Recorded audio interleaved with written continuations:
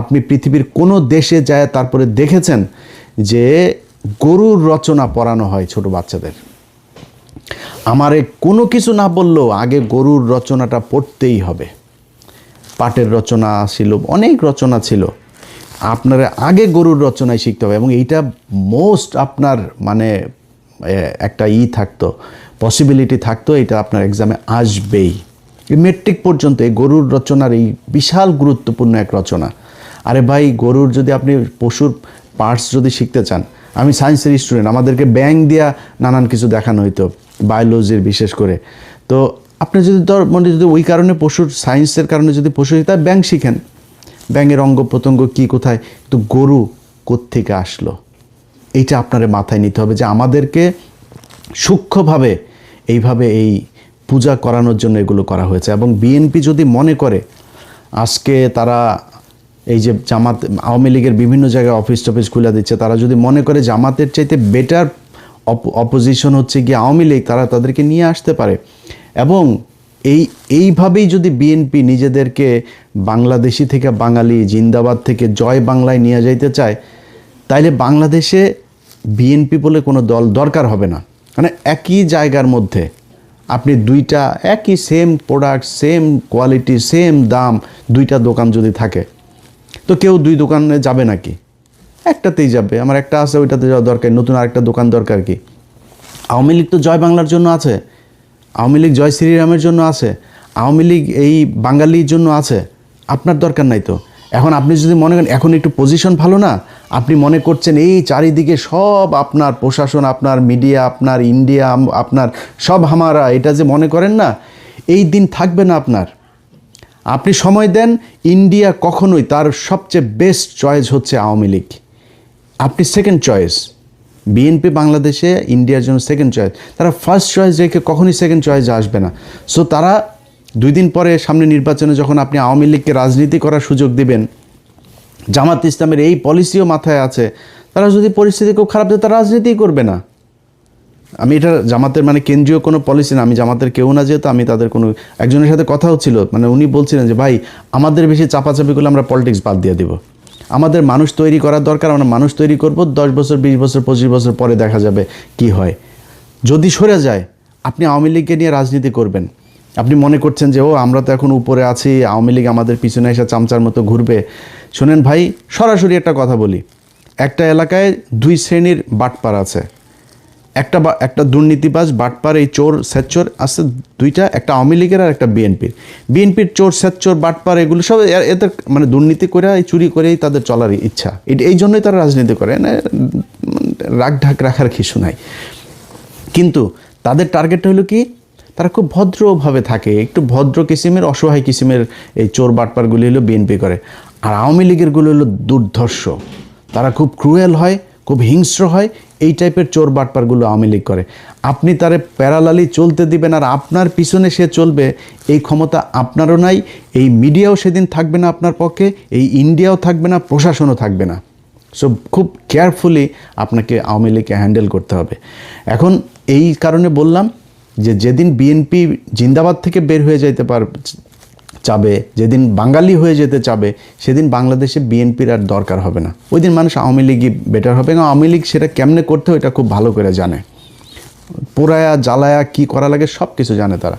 So ভাই, যেই জন্য এত কিছু বললাম, যে এই যে 71-এর ভাষা আন্দোলন আর এই যে 71-এর মুক্তিযুদ্ধ আর 21-এর ভাষা আন্দোলন, এগুলো আপনার মাথার মধ্যে এত মিথ্যা, এত ইতিহাস বিকৃত করে আপনাকে ঢুকানো হয়েছে, এটা ঢুকায়ে পাকিস্তানের সাথে বিরোধ তৈরি করা আর ভারতের সাথে বন্ধুত্ব তৈরি করে তারপর আপনাকে সেটা মারার জন্য এগুলো করা হয়।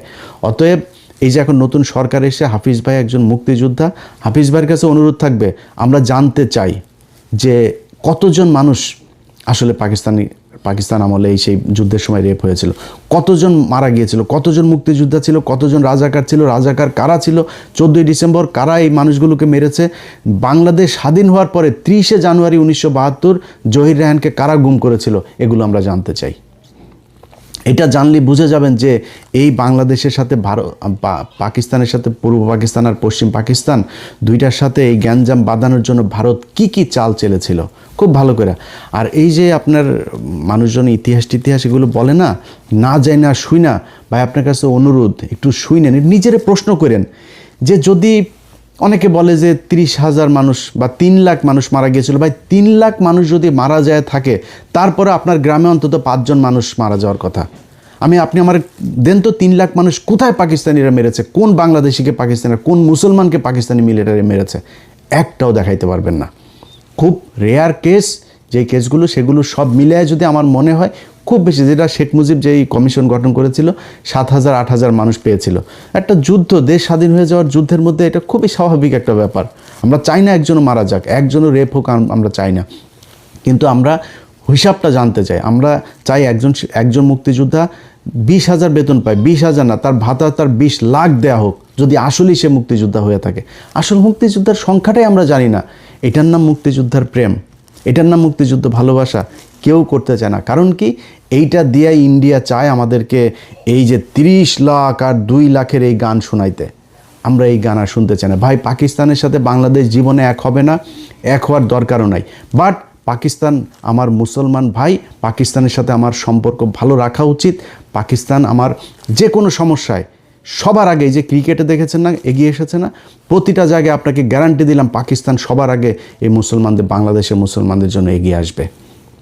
অতএব পাকিস্তানের সাথে আমার নিজের স্বার্থেই সম্পর্ক ভালো রাখতে হবে। পাকিস্তানের ভাই আমাদের দরকার না, আমার এমন কোনো ভাল নাই যে পাকিস্তান আমার কাছ থেকে নেবে। পাকিস্তানের নিউক্লিয়ার আছে, পাকিস্তানের অস্ত্র আছে, পাকিস্তান নিজে ফ্যান বানায়, মোটরসাইকেল বানায়, ইলেকট্রিক পণ্য বানায়, তার আন্তর্জাতিক মানের হসপিটাল, বাংলার জন্য তারা জীবন দিয়ে দিতে চায়। প্রায় 30 লাখ মানুষ জীবন দিয়েছিল, 2 লাখ মা বোন এই ভাষার জন্য জীবন দিয়েছিল। শুনেন বক্তব্য। 1952 সালে মানে পাকিস্তানি বাহিনীর সাথে যুদ্ধ করে তার উর্দুকে বাংলা ভাষা মানে চাপিয়ে দেওয়ার জন্য আন্দোলন করছে, কিন্তু বাঙালি সে দমে থাকেনি। বাঙালি সেই উর্দু ভাষার উপর তারা বাংলাকে রাষ্ট্রভাষা করার জন্য যুদ্ধ করছে। 30 লক্ষ মা বোনের রক্তের বিনিময়ে আজকে আমরা এই বাংলা ভাষা অর্জন করেছি। I feel very proud. একটা বাংলাদেশি হয়ে I feel very proud. আমরা একমাত্র দেশ যে হচ্ছে ল্যাঙ্গুয়েজের জন্য আমরা আমাদের জীবন দিয়েছি, and it's so proud. দেখেন ইতিহাসের বিকৃতি কাকে বলে। 30 লাখ মা বোনকে বাংলাদেশের এই পাকিস্তানি মিলিটারি রেপ করেছে, 30 লাখকে মেরেছে আর 2 লাখকে রেপ করেছে। এই যে এক গাঁজাখুরি, এই যে এক কথা বলে বাংলাদেশের সাথে পাকিস্তানের এই সম্পর্কটাকে জীবনে কোনোদিন যেন ঠিক না হইতে পারে। প্রতিটা ঘটনায় 16ই ডিসেম্বর, 26শে মার্চ, 21শে ফেব্রুয়ারি যখনই এগুলো আসে নতুন করে এই ভাঙা ঢোল এগুলো বাজাইতে থাকে যে পাকিস্তান আমাদের এগুলো। আরে Pakistan military don't fuck you. Pakistani military খাচ্চর মাচ্চর এগুলোর করে না। পাকিস্তানের সুন্দরী মহিলা আছে। পাকিস্তানের মহিলাদেরকে আর 71-এর সময়ের অবস্থা তো আরও আমাদের জঘন্য ছিল। তো তারপরেও যদি কারোর মারে যদি লাগায় থাকে, কারোর বোনরে যদি লাগায় থাকে, তাহলে আমার জানায় না, আমরা দেখবো যে পাকিস্তানের বীজ কারা কোথায় আছে, এগুলো আমাদের জানা দরকার আছে। তো এগুলি নিয়ে ভাই কথা বলতে গেলে মেজাজ খারাপ হয়ে যায়, ভাষা সংলগ্ন রাখতে পারি না, সরি। বাট এগুলো দিয়ে আপনাদেরকে প্রতিদিন সেটার মধ্যে বাস ঢোকানো হচ্ছে এই এক রাজনীতি দিয়া। এই যে এখন বলা হচ্ছে না এই 21শে ফেব্রুয়ারিকে নিয়ে ভাষা, আরে বাবা বাংলা আমরি, বাংলা ভাষা আমার বালের ভাষা, এই বালের ভাষারে দুচেও নাই দেশের যারা আপনারে বুঝায়, তারা চোদেও নাই তারে। কেমনে জানেন? বলি আপনারে, শুনলে অনেক কষ্ট লাগবে আমার কথা, আমি সুন্দর করে কথা বলতে পারি না, এটা আমার সমস্যা। কথা যেটা বলি ওটা মাথায় রাখেন। এই যেই এমপি মন্ত্রী, যেই বাঞ্চোতেরা আপনার এগুলি শিখায়, এই যে ভাষা, একজন টকশোতে এক বিজ্ঞ এক মাদারি বলছে যে বাংলার সাথে এই যে ইংলিশ মিক্স আপ করে কথা বলা, এটা পুরোপুরি করতে হবে। হাসিনা একবার করেছিল, বিলবোর্ড, টেলিভিশনে নিউজ, তারপরে আদালতে, বিভিন্ন জায়গায় কোথাও ইংলিশ ব্যবহার, শুধু বাংলা থাকতে হবে। শুধু বাংলা কেন থাকতে হবে? আপনাকে সাউ মারার জন্য বাংলা থাকতে হবে। এর আগে ব্রিটিশরা যখন একবার ছিল তখন এরকম আমাদের এখানকার কিছু আলেম টালেম ছিল, এরা করেছিল ইংরেজি শিখলেই আপনি কাফের হয়ে যাবেন, এগুলো বলা হয়তো। এগুলো বলে আমাদেরকে দমায় রাখা হয়েছে। আজকে যেই ব্যক্তিরা আপনাকে বুঝায় যে বাংলার সাথে সাথে ইংলিশ শিখতে পারবেন না, সেই রাজনীতিবিদ একজনের ছেলে মেয়ে 14 গোষ্ঠীর কেউ বাংলা মিডিয়ামে পড়াশোনাই করে না। সবাই ইংলিশ মিডিয়ামে পড়াশোনা করে, ইংলিশ ভার্সনে পড়াশোনা করে, হাই স্কুল শেষ হলে সোজা চলে যায় ইউকেতে, সোজা চলে যায় ইউএসএতে, কানাডাতে, অস্ট্রেলিয়াতে, ওয়েস্টার্ন কান্ট্রিতে, সেইখানে গিয়ে তারা পড়াশোনা করে। আর আপনারে বোকাচোদা বানায় রাখার জন্য এখানে বুঝায় শুধু বাংলা শিখিবেন, ইংলিশ শিখা যাবে না। জিন্দাবাদ এটা পাকিস্তানি শব্দ, উর্দু শব্দ, ফার্সি শব্দ, আর ওনাদেরকে বলতে হবে জয় শ্রীরাম, জয় বাংলা। Fuck you. জয় বাংলা, জয় শ্রীরাম মারাইতে আসছে না এখানে। এটা বাংলাদেশ, 95% মুসলমানের দেশ এটা বাংলাদেশ। এই দেশে জিয়াউর রহমান এই বাঙালি থেকে বাংলাদেশি বানিয়ে দিয়ে গিয়েছিল। এই দেশে জিয়াউর রহমান এই জয় শ্রীরাম আর জয় বাংলার থেকে জিন্দাবাদ বানিয়ে দিয়ে গিয়েছিল। বাংলাদেশ জিন্দাবাদ। আমরা পাকিস্তান জিন্দাবাদ থেকে বেরিয়ে এসেছি, কিন্তু আমরা পাকিস্তানের সাথে, আমরা পাকিস্তানও মুসলমান, আমরাও মুসলমান। তাদের জিন্দাবাদ, আমাদেরও জিন্দাবাদ। দেশ আলাদা হইতে পারে না, আমার ধর্ম আলাদা হয়ে যায়নি। পাকিস্তানের মুসলমানরা আমাদেরকে কতটুকু মহব্বত করে, কতটুকু ভালোবাসে, ইউটিউবে যায়েন। বাংলাদেশের অনেক ব্লগার দেখলাম পাকিস্তানে গিয়েছে গেল 1 বছরে। তাদের ভিডিওগুলো দেখেন। পাকিস্তানের একটা মানুষ যখন শুনে আপনি বাংলাদেশ থেকে গিয়েছেন, জড়ায় ধরে, খাবারের বিল নেয় না, গাড়ির বিল নেয় না।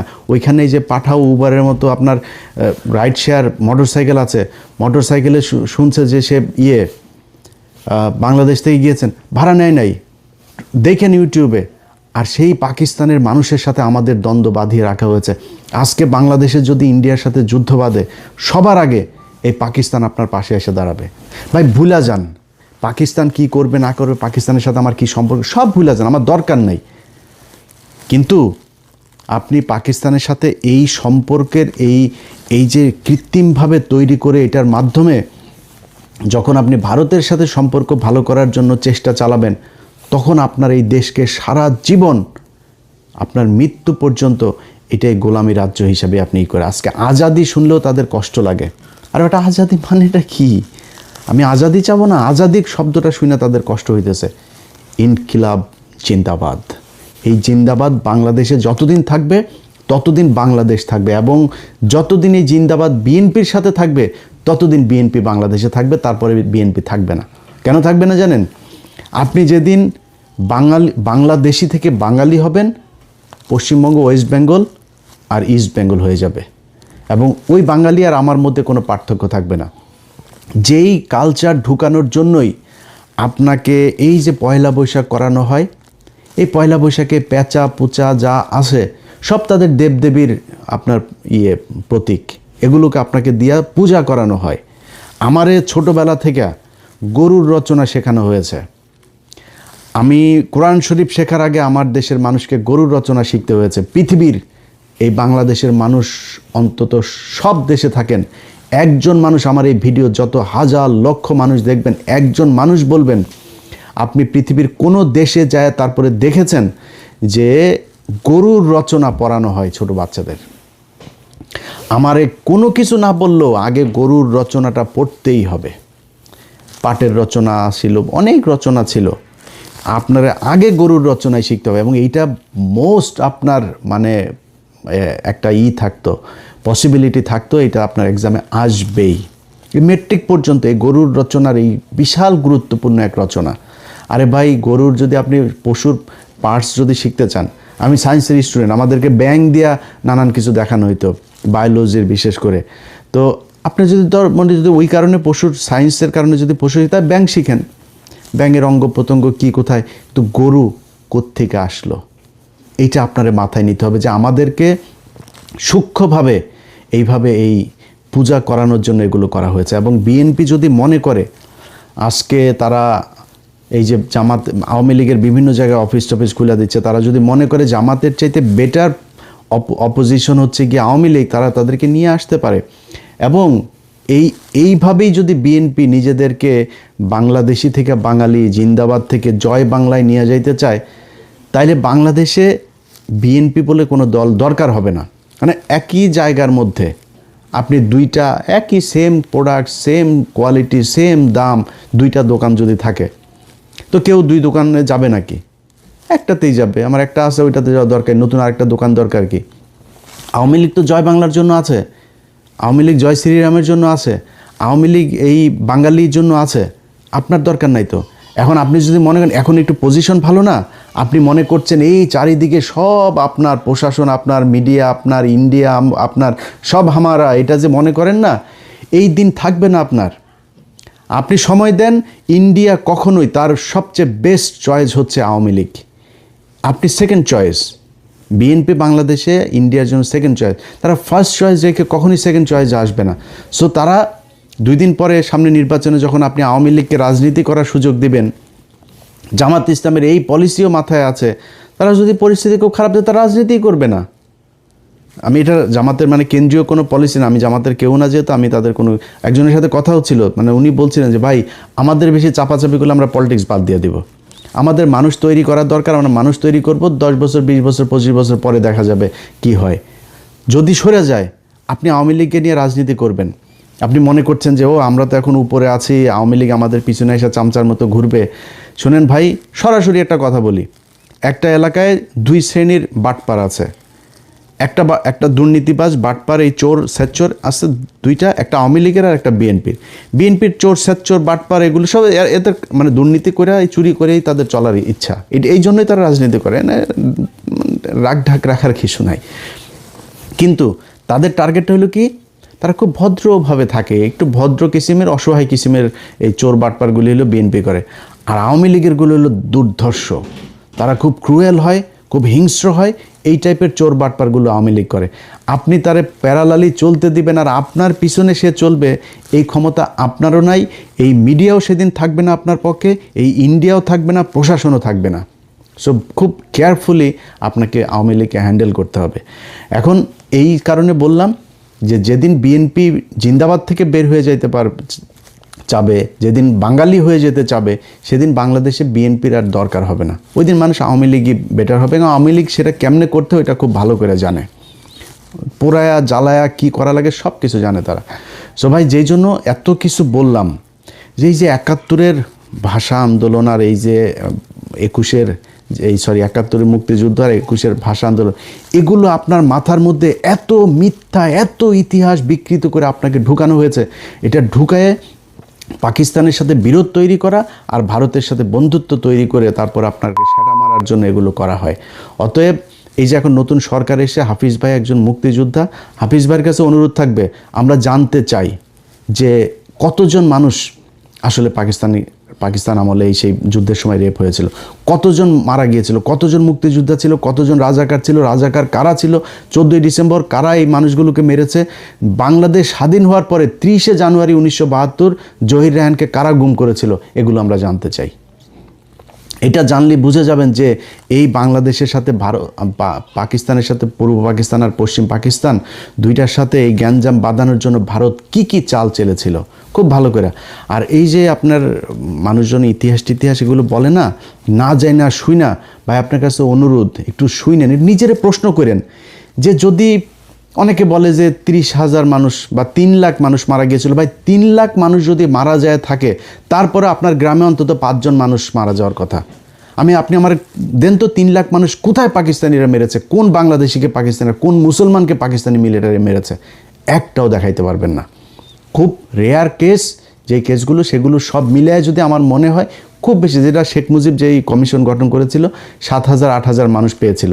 একটা যুদ্ধ, দেশ স্বাধীন হয়ে যাওয়ার যুদ্ধের মধ্যে এটা খুবই স্বাভাবিক একটা ব্যাপার।